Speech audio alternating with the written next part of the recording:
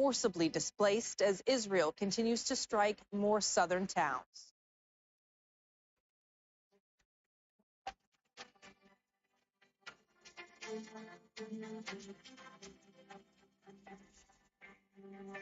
It's 21 GMT, and we have the latest developments in the conflict between the U.S., Israel, and Iran that has spread to large parts of the Middle East and threatens global fuel supplies. We have correspondents in Amman, Doha, Washington, D.C., and in Tehran. But first to that strike on an airport on Iran's Qashm Island. There are reports that the strike targeted an Iranian oil storage facility. The U.S. and Israel have intensified their attacks on Iranian infrastructure. Huge explosions have also been heard in different parts of Tehran. The attacks come as millions of people in the Iranian capital are struggling with toxic air and rain after U.S. and Israeli attacks on oil storage and refining facilities for the first time overnight. The Iranian capital is engulfed in smoke. Many have described seeing oil-contaminated, blackened rain. People are being advised to avoid turning on their air conditioners or going outside immediately after rainfall. Tehran's governor has advised everyone to wear masks if they go outside. Mohammed Val is live for us in the Iranian capital. Mohammed, what more can you tell us about the attacks that have taken place today and into the evening? Yeah, as you mentioned, the attack on the airport of Qashm Island has been circulated in the social media here, but there is no official announcement about the nature of that attack and whether it was American or Israeli and what damage took place as a result. But we have been hearing blasts here in the capital. One of them, the latest, was just minutes ago, by the way. And also, it's the same situation of not knowing where exactly the bombardment took place and what was the impact, what were the targets, and so on. That's the general situation here. The authorities are really very tight-lipped about what happens, and they don't even want the media to report about it unless there is an official announcement. But the general situation is that there are strikes everywhere here in Tehran. And also in Qom today, there was a bombing of a residential building, according to the governor of Qom. Again, no specifics, no details about the target or the impact of that strike. Mohammed Val live for us in Tehran. Now to some more information that Israel bombed 4 oil storage and distribution facilities on Saturday. The sites are spread out across Tehran and the northern region of El Borz. Strikes on the Agdessieh oil warehouse sparked a huge fire, sending a thick column of smoke above northeastern areas of the capital. To the south of Tehran, a refinery there also came under fire in the Shareh area. One of Iran's largest fuel storage hubs was also hit in the Saharan neighborhood. The facility holds about 260 million liters of refined products for local distribution. It was also previously targeted by Israeli airstrikes last June.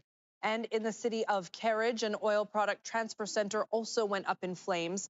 Combined, these attacks leave nearly 10 million people in the Tehran area exposed to toxic air and to toxic rain. Our correspondent, Tauhid Asadi, is close to one of the oil depots in Tehran that was hit by an airstrike. Here we are in the western areas of Tehran, in Shahran neighborhood, where one of the depots targeted by a campaign of American and Israeli strikes can be seen behind me. And as you can see, thick smoke is drifting through the air. And of course, this is one of the oil facilities of the country that has been targeted. Several fuel depots in southeast and western parts, as well as eastern parts of the capital, were hit, sending flames and heavy toxic smoke high into the sky. That smoke has now spread across almost the entire capital, and from different points, specifically from the skylines, Tehran can be barely visible through the dense blanket of pollution. And for people here, this is yet another crisis piled on top of many others. Over the past days, the city has already come under repeated airstrikes with attacks not only targeting military headquarters, police stations, and the state buildings, but also severely impacting many residential areas. Now, on top of these strikes themselves, residents are dealing with a growing public health concern. The toxic smoke from the burning fuel depots has engulfed the capital and is drifting towards neighboring cities, raising serious fear and concerns about air quality. Iran's Environment Department has asked citizens to avoid outdoor activities as much as possible, and the Red Crescent warns that chemicals released from the fires have contaminated rainfall, advising people not to expose themselves to the rain. The consequences of these strikes are unfolding in real time, and there are so many concerns, not just about the infrastructure's damage, but also about the human cost that millions of people living in this city have to be dealing with. Toeed Asadi, Al Jazeera, Tehran. The Israeli military has warned it will target anyone who replaces Iran's assassinated supreme leader Ali Khamenei. In a message posted on social media, the Israeli army said it would target any successor and anyone responsible for the appointment. The warning comes as Iran's clerical body is set to decide who will succeed Khamenei. He was killed in a U.S.-Israeli airstrike just over a week ago. Let's bring back in Mohammed Val in Tehran for us. So, Mohammed, what more of an update can you give us on where this selection process stands? Israeli, a member of the Assembly of Experts has sent messages to people reassuring them that the process is going on as per the constitution, but the situation is different this time around because of the highly problematic and precarious security condition in the country and the war. The process will take place as per the constitution, but not exactly in terms of timings and the way the meetings are held and so on. And also it's taking longer, even though the constitution does not specify how much time it will take or it should take for the new supreme leader to be elected. So, I mean, it's an open exercise. And but this member of the Assembly of Experts is saying that it is not going to take long. The country needs continuity. It needs to be united, and it needs to be held together. And that's something that is guaranteed as per the constitution by the supreme leader of the country. The supreme leader is not only the head of the clergy, but he's also the head of the state. He's the commander-in-chief of the armed forces, and he's technically and constitutionally the head of everything in the country. So he is the guarantor of stability, of unity in the country. And it is a bit of a miracle. People here are saying that more than a week now, it's been more than a week now that when the late supreme leader was assassinated, but the country is being run smoothly and there are no signs of cracks in the unity of the country or divisions between the various groups that rule the nation. So, I mean, people are really very happy with this situation, that nothing of those nasty things that can happen and that were expected, things that were expected by the Americans and the Israelis when they assassinated the late supreme leader. They expected the country to disintegrate and the different group to fight each other, but that's not what's happening. And there are reassurances in place by the Assembly of Experts that though the proceedings are happening secretly and taking time, they will lead to their desired result for the country. And there are even rumors and uncorroborated reports that the name has already been selected, that the person needed has already been chosen or elected. But there are precautions, there are procedures being taken to guarantee his safety before his name is announced to the public. And Mohammed, I understand that this has been a difficult week, obviously, for people who live in Tehran and people who live across Iran. But I wonder if today was especially difficult given the repercussions from the hits on these oil refineries and depots and the thick cloud that people were under. What were people saying today and how were they feeling when they woke up? Well, that's right. Before the attack on the oil depots yesterday, people were already in a precarious condition. Three-fourths of the people of Tehran left the capital seeking shelter, safety elsewhere. And the capital itself had been under a lot of, fear of the bombardment and so on, bombardment everywhere around the city. But now that has been compounded by the attack on oil facilities and this toxic rain, clouds covering the city's skyline. So Bring you some breaking news now. We have word that the new supreme leader has been announced, and that will be Moshtaba Khamenei. That is the supreme leader's son. Joining us now to talk more about this is Ali Hashim, who has extensively covered Iran and has been following this leadership selection process very closely. Ali, what can you tell us about what we can expect now that the supreme leader has been named? Well, now, first of all, that Moshtaba Khamenei has been announced officially as Iran's third supreme leader. This is the end of a chapter and a beginning of a new chapter at the time of war. So Moshtaba Khamenei is now supposed to lead the country in the time of war. Of course, this election would have a lot of controversy given the fact that he is succeeding his father.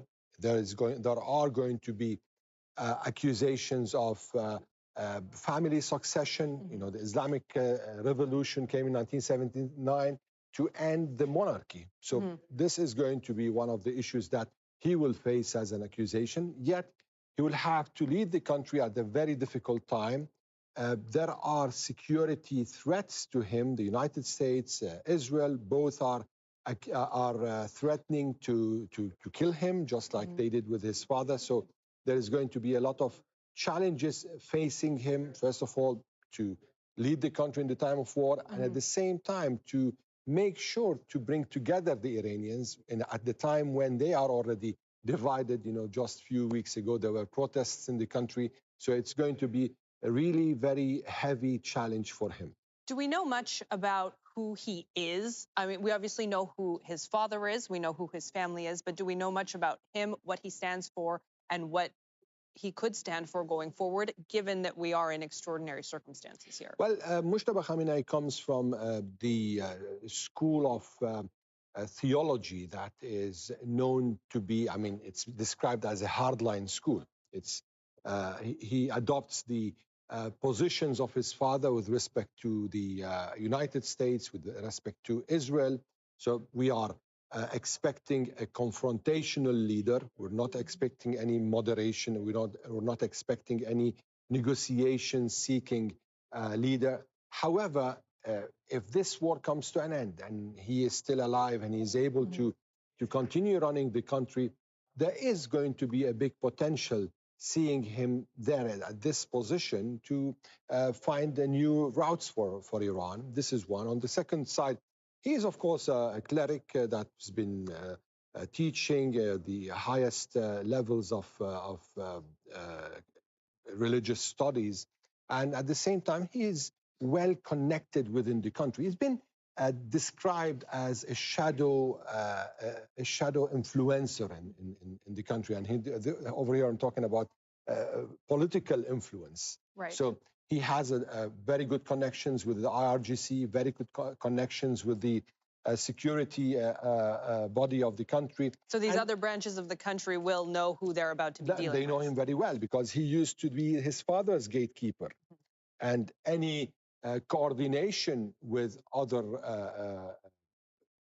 power bases or centers in the country used to be through him. So he knows very well the country. He knows very well how things are run in the country. And given the fact his connections with IRGC and the security body, this could give him a lot of leverage. Also, he has his own he's part of the deep state. So he used to influence political changes in the country, and he is well aware of what's going on around him. So given the fact he is coming to succeed from the position of someone who knew how the situation is, he is a continuation of his father's reign for 37 years.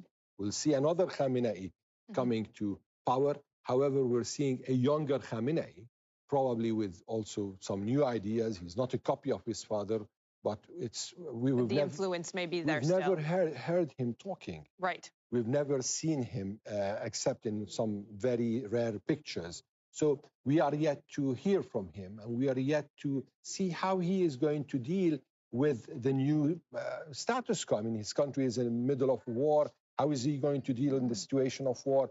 How is he going to emerge from this war? These are all going to kind of define his own leadership. And given that we haven't seen him speak publicly, that we don't know much about maybe which track he is going to take, for people who may have been thinking that potentially a new supreme leader could be a route to diplomacy, a route to opening those diplomatic channels, in your estimation, is that likely to be the case? Well, for now, no. This is a confrontational leader. He comes on, I mean, his father's blood was just shed a few days ago, 10 days ago. So he holds this legacy, he carries this legacy, the legacy of his father's blood. So he's the son of the martyr in the eyes of the revolution. And this is part of the legacy, or let me say legitimacy, that he is, or his team is just trying to present